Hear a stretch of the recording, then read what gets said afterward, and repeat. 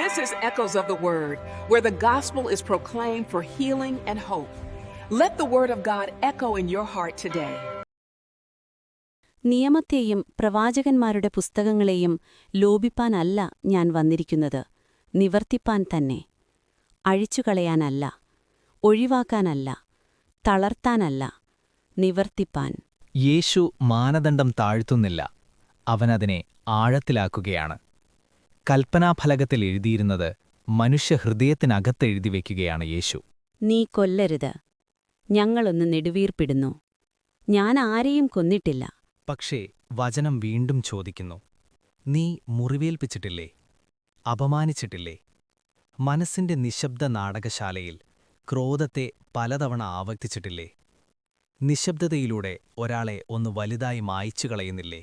കൈ ശുദ്ധമായിരിക്കാം, എന്നാൽ ഹൃദയം? സഹോദരനോട് കോപം വരുന്നവൻ തന്നെ ന്യായവിധിക്ക് പാത്രനെന്ന് യേശു പറയുന്നു. യഥാർത്ഥ ഹിംസ രക്തം വീഴുന്നിടത്ത് തുടങ്ങുന്നില്ല. അതിന്റെ തുടക്കം ക്രോധം ചുംബിച്ചുപിടിക്കുന്നിടത്താണ്, ക്ഷമയെ നീട്ടിക്കൊണ്ടുപോകുന്നിടത്താണ്, പ്രേമം പിടിച്ചുവയ്ക്കുന്നിടത്താണ്. അതുകൊണ്ടാണ് അവൻ ഞെട്ടിക്കുന്നൊരു വാക്ക് പറയുന്നത്. വേദിക്ക് മുൻപിൽ ഭോജനയാഗം അർപ്പിക്കാൻ പോകുമ്പോൾ സഹോദരനോട് നിനക്കെതിരായി ഒന്നുണ്ടെന്നോർക്കുന്നുവെങ്കിൽ ആ യാഗം അവിടെ വെച്ച് ആദ്യം പോയി സഹോദരനോട് ഒന്നിപ്പിക്കുക, ശേഷം വന്ന് യാഗമർപ്പിക്കുക. കരുണയില്ലാത്ത ആരാധന അപൂർണമായ ആരാധനയാണ്. ക്ഷമയില്ലാത്ത ഭക്തിഗാനം ശബ്ദം മാത്രമാണ്. കരുണയില്ലാത്ത ആരാധന അപൂർണമായ ആരാധനയാണ്. ക്ഷമയില്ലാത്ത ഭക്തിഗാനം ശബ്ദം മാത്രമാണ്. വചനം വീണ്ടും മുഴങ്ങുന്നു, നീ വ്യഭിചാരം ചെയ്യരുത്. വീണ്ടും നമുക്ക് തോന്നും, ഞാൻ അതൊന്നും ചെയ്തിട്ടില്ല. പക്ഷേ യേശു കൂടുതൽ ആഴത്തിൽ നോക്കുന്നു. മറ്റൊരാളെ നീ എങ്ങനെയാണ് നോക്കുന്നത്?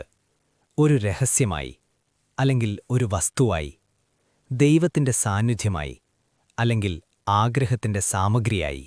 കാമം അധീരമാണ്. പ്രേമം കാത്തിരിക്കുന്നു. കാമം കൈവശപ്പെടുത്തുന്നു. പ്രേമം നൽകുന്നു. കാമം വിഴുങ്ങുന്നു. പ്രേമം കാത്തുസൂക്ഷിക്കുന്നു. വചനം നമ്മെ നാണിപ്പിക്കാനല്ല, സ്വാതന്ത്ര്യത്തിലേക്കാണ് വിളിക്കുന്നത്. തീർച്ചയായവരായിരിക്കുക, യേശു പറയുന്നു.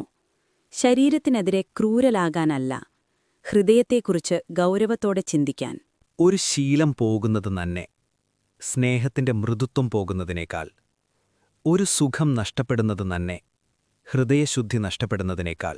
വചനം വീണ്ടും മുഴങ്ങുന്നു, നിങ്ങളുടെ അതേ അതേ ആയിരിക്കട്ടെ.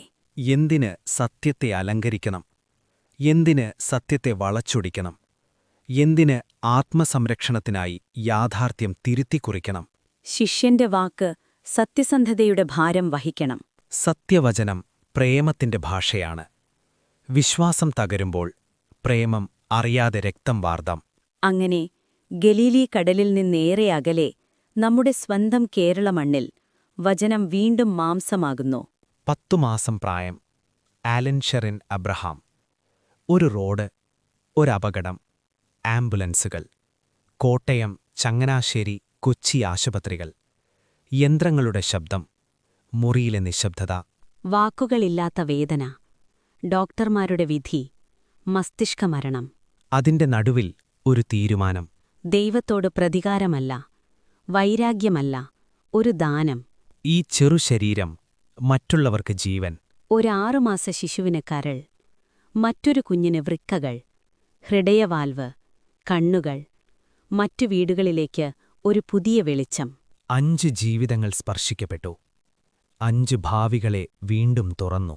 ആ ദിവസം സുവിശേഷം വേദിയിൽ നിന്നല്ല പ്രസംഗിച്ചത്, ഓപ്പറേഷൻ തിയേറ്ററിൽ ജീവിച്ചു കാട്ടി. അവയവദാനത്തെ മഹത്തരവും പ്രശംസനീയവുമായ സ്നേഹത്തിന്റെ പ്രവൃത്തിയെന്ന് കത്തോലിക്കാ സഭ വിളിക്കുന്നു. ദുഃഖത്തിന്റെ ഇടനാടികളിലൂടെ നടന്ന് ഈ കുഞ്ഞ് ക്രിസ്തുവിന്റെ ഒരു ചെറു ചിത്രമായി മാറി. ചിതറിയ ശരീരം അനേകർക്കും ജീവൻ തരുന്നവനായി. വചനം നമ്മുടെ സിനിമകളിലും മുഴങ്ങുന്നു. കിരീടം. ക്രോധമാദ്യം സംരക്ഷണമായി തുടങ്ങുന്നു, അവസാനം നാശമായി തീരുന്നു. അപ്പനെ കാത്തുസൂക്ഷിക്കാനെത്തിയ മകൻ ഒരു ചെറു നിമിഷം കൊണ്ടുതന്നെ സ്വന്തം ഭാവിയെ തന്നെ നഷ്ടപ്പെടുത്തുന്നു. ദേവാസുരം. മാനം അഭിമാനമാകുന്നു, അഭിമാനം പ്രതികാരമാകുന്നു, പ്രതികാരം ഏവരെയും മുറിവേൽപ്പിക്കുന്നു.